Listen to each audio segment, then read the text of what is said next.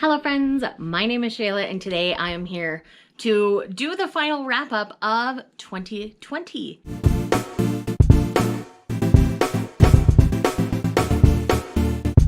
So this is the last weekly wrap up I'll be doing. Everything else will be 2021. And I do think I'm going to move back to mid-month and end-of-month wrap-ups as I am slowing down my reading. So this will be the last weekly wrap-up for a while unless my pace picks up again. And also I do plan on relaunching the blog this week, and so weekly wrap-ups will be found over there if you want to know weekly what I'm reading. But everything that I finish from the filming of this moment on will all count towards 2021. So let's go ahead and dive in to what I got read. Alrighty, so let's talk about the manga first. First up, we have volume 5 of Sorry for My Familiar. I just read these on occasion. 25 Days of Manga was a perfect opportunity to pick up the next volume. I continue to really enjoy the series. I feel like this one had a little more plot to it than some of the previous ones, so I did genuinely enjoy it. I still really love Patty. She is a fantastic little demon, and her human familiar is just so scientific that it's just really fun. I do enjoy the humor in this one, so I would recommend checking it out if you're looking for just a really fun, comedic, slice of life kind of manga series about a little demon girl and her human familiar. Next up, I read the next 2 volumes in Eden Zero. It'd been a minute since I picked these up, so picked up this series, so I was glad to get into the next 2 volumes of it, and I really had a good time. I really continue to enjoy the direction of the series. We're deep enough into the series that I can't tell you too much, but in this series, we're following a young woman named Rebecca, who is kind of like a YouTuber in this world, and she ends up on this really remote planet and finds a young man there living with a bunch of robots, and it's about the 2 of them and a little robotic cat named Happy going on adventures. And yes, it is the Happy from Fairy Tale, but not exactly the Happy from Fairy Tale, but the art is very much the same. So anyways, this is very sci-fi in space kind of centered, so it is different from Fairy Tale in that regard, but it's interesting. I really enjoy it. It is definitely darker than Fairy Tale, so if you're looking for something kind of light and fluffy like Fairy Tale starts out, this is not what you're gonna get. It goes pretty dark, but I really enjoy it anyway. And then last but not least for the manga this week is I read volumes 2 through 10 of The Sacred Blacksmith. Now, this is a series following a young woman named Cecily.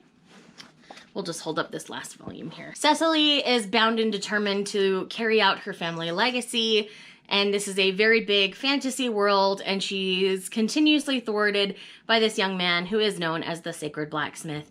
Blacksmiths are kind of dying out. He makes magical blades, and it's very involved. It does involve demons and things like that, as well as political intrigue. And throughout this, the world and the story are really interesting to me. What I didn't appreciate about this series is how women were depicted. This is a very sexist story. I will say that right out the gate. They tried to make it this feminist thing, but it backfired on them. I have to put out a trigger warning for volume 5 for a sexual assault. And yes, so this series is dark. This series is not kind to women. So this series isn't going to be for everybody. For the most part, it's kind of like a 3-star series overall. I have mixed feelings about it because of the way women are treated. So if I don't end up keeping this, I'll just send it back to the sweet person who gifted it to me, because she can go and sell these volumes for a lot of money. So I don't think that's going to be the case. I do think I'm going to keep it because I think it's a really great teaching tool for someone, but I don't know. I have a lot of feelings still. So nothing will be done as of yet. All of my ratings for the specific volumes are up on Goodreads. I did make sure that was updated this weekend, so you can go and check out my ratings for each individual volume over there. But it did wrap up nicely. I did enjoy the choices towards the end, so I'll give it that. So that's it for the manga. Yes, it was a lot of volumes, but, you know, only 3 series, so wrapping it up tends to go really quickly. So let's go ahead and dive into the books. I only have a handful here. So first up, let's talk about the one that I ended up putting down. I don't think it's a hard DNF forever. I do think I'll revisit it, but I was just not feeling it right now, and that is Shielded by Kaylin Flanders. I feel like it was just the wrong time for me to pick up this book. I wasn't feeling it. It was feeling kind of two-dimensional to me. So I don't think it's the book's fault. I think it was just, I'd read a lot of really amazing things last week, and then I picked this up and it just looked like it paled in comparison. So that's not fair to the book. So I do think I'm just setting this down for now, and I will revisit it later. But I wanted you guys to know that I did attempt to read this since you saw me last, and it just didn't go over well. So that's what's going on there. That was supposed to be my buddy read with Lindsay. What we ended up picking up instead was A Night Like This by Julia Quinn. This is book 2, I believe, in the Smythe Smith series. And this is a spin-off of the Bridgertons. But this is so fun. It's a governess-style story where we have a woman with secrets and a man who had a drunk altercation, we'll say, and was sent away for 3 years and has finally returned home. And it's their romance. It is so well done. I love Julia Quinn's writing. And though I had some issues with the Duke and I, they're pretty obvious. Most people have issues one way or the other with that particular moment, but the rest of the book was solid. So I'm really excited to be enjoying something of hers as well. I ended up giving this 4 stars. It's grand. I really enjoy it. Definitely want to explore more of the Smythe Smiths. They're really interesting to me. Up next, we have A Princess by Christmas by Jenny Holiday. Now, this one is a really sweet Christmas story. It takes place in New York City. We have a princess of kind of an obscure kingdom, you know, and obviously an imaginary country. And then we have a New York City cabbie who has kind of taken in his younger sister, and it is a romance between the two of them. This is really sweet. It definitely feels Christmassy.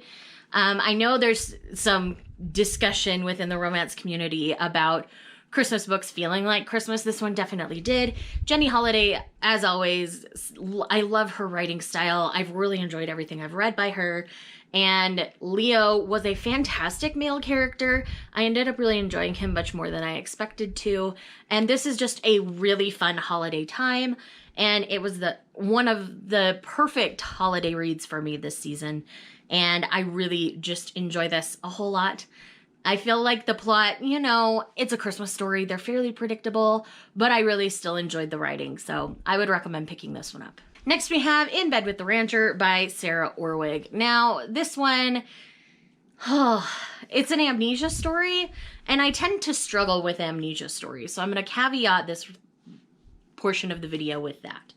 But in this one, we're following Wade, and things are going really well for him in life, and all of a sudden there's an accident and he doesn't remember anything. The woman that finds him is a woman from the city, but she has a remote little ranch that she loves to escape to, and so she takes him there because it's nearby where they are, but there's a big like rainstorm, and that's what caused the accident, and their amnesia love story goes from there. It has a lot of passion throughout it, and it was interesting, but I just think amnesia stories are not my thing typically. Kind of like Secret Baby is not my thing typically, or Surprise Baby I should say, but you know, there are always exceptions to the rules. So I enjoyed this for what it was, but it's not going to be a new favorite. You're probably not going to hear me talking about it too much.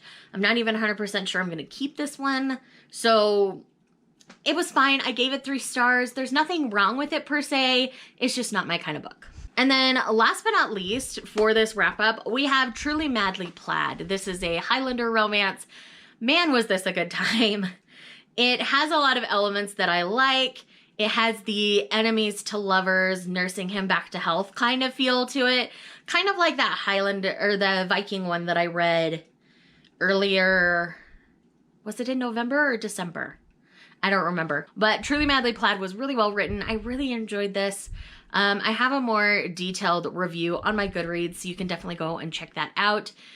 And that is everything. This is, again, another really short weekly wrap-up. But with that said, I will be moving back to mid-month and end-of-month wrap-ups just because I won't be uploading as much content on the channel in the next year, just because I'm pulling back and working on enjoying my life outside of reading this year. So anyways, thank you so much again for watching. I will see you guys in the next one. Bye.